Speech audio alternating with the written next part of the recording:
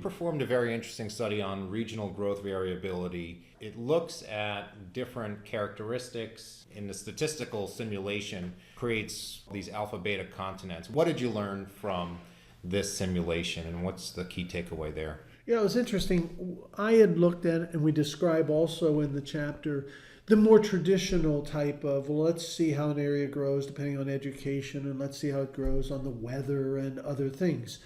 And then it occurred to me some years ago, why don't we just look at it the same way people look at stock returns? There's an intrinsic growth dimension, and there's a dimension that varies depending on where the U.S. economy is at. Well, the most interesting thing I learned from those studies is not every place varies with the economy the same way. Some are hyperreactors, and I'll give you the obvious examples.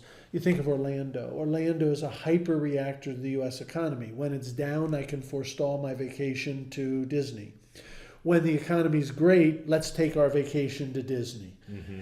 And so it's a hyperreactor. And then you look at places like state capitals. And I should have known it, but I hadn't quite focused on it. You look at places like state capitals, they tend to be not hyperreactors. Because while the private sector may go up and down with the U.S. economy, the state governments are much flatter, much more stable.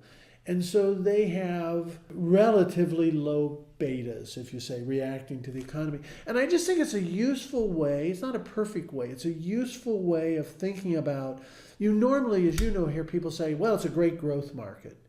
Is it a great growth market because the U.S. economy is booming, or is it a great growth economy because in and of itself it grows a lot? And the disentanglement of that, you can see very different patterns for very different places.